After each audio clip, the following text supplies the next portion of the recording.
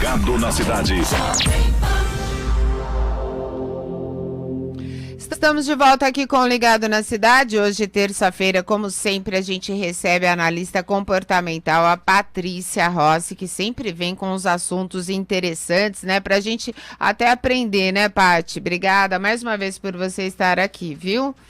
Sou eu que agradeço Boa sempre, tarde. né? Boa tarde a todos que nos ouvem e que também nos vê, né? Isso. É uma honra e um grande prazer estar aqui com vocês novamente. Patrícia, hoje a gente vai falar sobre parafilia. O que é a parafilia? Conta pra gente. Pois é, né? A maioria das pessoas não sabem que essa orientação ou esse desejo sexual tem um nome. A parafilia, ela é considerada uma orientação sexual paralela à orientação sexual que é considerada normal pela sociedade, pela igreja. Então, é uma orientação, um desejo sexual paralelo àquilo que é considerado Não normal. é convencional, é isso? Exatamente. Pode-se dizer que não é convencional, mas em muitos casos é convencional. Sim, depende da orientação, do desejo da pessoa, né? Quais são os tipos de parafilias mais conhecidos, Paty? Bom, deixa eu só explicar um pouco mais o que seria a questão da parafilia. A parafilia, ela é um desejo ou uma orientação sexual que dentro de um relacionamento adulto e com o consentimento, ela pode não ser vista ou não ser considerada como uma parafilia. Por exemplo, o casal, ele gosta de usar uma lingerie diferenciada, ele tem uma orientação um pouco diferente. Então, nesses casos, quando você tem o consentimento e está dentro de um relacionamento adulto, é uma parafilia que pode ser considerada normal. Quais são os tipos de parafilia, né? Que você me perguntou. Os tipos mais conhecidos de parafilia é exibicionismo, o voyeur, né, o voyeurismo, sadomasoquismo, né, esses são os mais comuns e que são considerados de uma forma natural, porque se ele é praticado dentro de uma relação com consentimento entre dois adultos, ele não traz implicações para as pessoas que estão praticando. Elas não são consideradas normais quando existe como é que eu te diria isso? Quando prejudica uma das partes. Por exemplo, você está praticando o exibicionismo. Então, o exibicionismo consiste no ato de você mostrar parte do seu corpo, né, dos órgãos genitais, para uma pessoa que não está esperando. Então, Sim. Aí essa prática já não é vista. É sim uma parafilia e não é vista com a normalidade. Mas se está dentro de quatro paredes, dentro de um relacionamento entre casais, onde existe essa permissão entre ambos, aí tem outra conotação. Dentro de um relacionamento, desde que seja consensual, né, Paty? Exatamente. Caso contrário, já não é normal, né? Exato. É o mesmo caso do sadomasoquismo. Se ele for praticado por dois adultos, eu sempre falo a palavra adulto porque as relações sexuais, para ser consideradas saudáveis, tem que ser praticada entre adultos, né?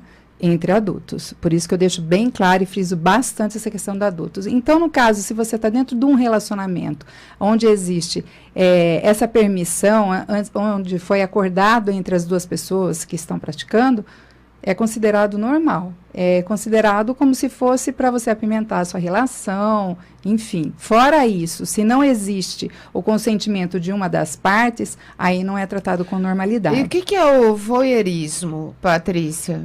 O voyeurismo é o ato de você observar a pessoa no ato sexual ou nua ou em momentos bem íntimos, né? Se existe essa questão se a outra parte que está sendo observada, ela permitiu, ela consentiu, ok. Se ela está sendo observada sem o consentimento, sem saber, aí já é uma parafilia. Entendi. Porque então, a parafilia, ela pode ser considerada uma prática saudável ou não? Em determinados casos, ela é considerada saudável. Um exemplo, uma parafilia. A pedofilia é uma parafilia. Ela não é considerado saudável. Claro. É um crime. É considerado crime. Necrofilia, desejo por pessoas que já morreram, né? Por cadáver. não é considerado saudável, não é considerado uma síndrome de parafilia. Aí já entra dentro daqueles problemas que são considerados problemas psiquiátricos. A gente teve um caso que viralizou aí nas redes, né, no Brasil inteiro, até fora, que é do mendigo, né? Isso é uma parafilia, né? Uma mulher, assim, de uma classe social mais alta, mantendo uma relação sexual com um mendigo. Nesse caso específico, eu não posso afirmar que sim.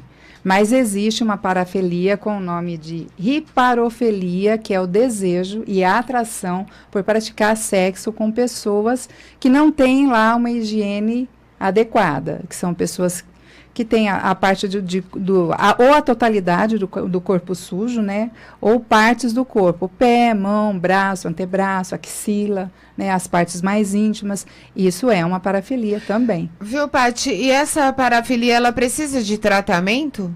É como eu disse, se for uma parafilia considerada dentro da normalidade, onde existe a parte, onde ambas as partes consentiu, ok, tudo bem, desde que não traga para o casal algum de constrangimento. Nem até constrangimento, quando isso fere a parte do corpo mesmo, isso traga algum tipo de mutilação, isso coloque a pessoa em risco de morte, porque tem o caso da asfixia também, que é considerado uma parafilia. A pessoa no ato sexual, ela estrangula a outra, né? Então tem essas questões. Então, ela tem que ser tratada de uma maneira muito cuidadosa, porque existe sim a síndrome da parafilia, e a síndrome da parafilia, ela é sim uma doença que precisa ser tratada. Aí tem que ter um acompanhamento com o psiquiatra, tem que avaliar o grau da parafilia, como vai ser feito o tratamento. Entendi. Né? Você tem atendimentos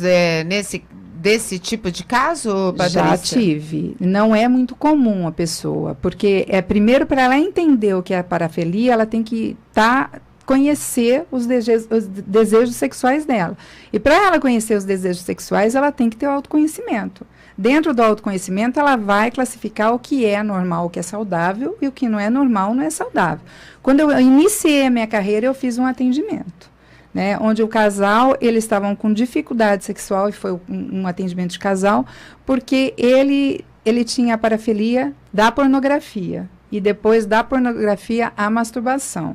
Então, eles eram casados, e aí ele acabava tendo o ato sexual, né, através da pornografia e da masturbação, e aí acabava que ele preferia estar sozinho do que estar na companhia da esposa dele. E isso começou a trazer vários problemas para o casal. Então, no início, eu trabalhei sim e tive um resultado muito, muito favorável. Porque a pessoa teve que entender que todo o processo que ela estava vivendo estava trazendo um prejuízo muito grande para o relacionamento. Então, quando ela despertou para esse movimento que ela fazia e entendeu de onde veio isso, ela conseguiu trabalhar. E lembrando sempre que o autoconhecimento é importante, por quê? Porque dentro do autoconhecimento a gente entende quais foram as programações que nós recebemos na nossa infância. Se nós tivermos uma orientação sexual no início da nossa jornada, que não foi uma orientação adequada, uma orientação correta, uma orientação saudável, a pessoa realmente ela vai ter muitas parafilias aí para serem trabalhadas. Né? E tudo depende do autoconhecimento, né? Da gente se conhecer, saber aquilo que a gente anda ou pensa ou faz, né, Patrícia? Sempre. O autoconhecimento é a base de tudo. Eu falo que o autoconhecimento é a base de uma vida saudável, a base de uma vida completa.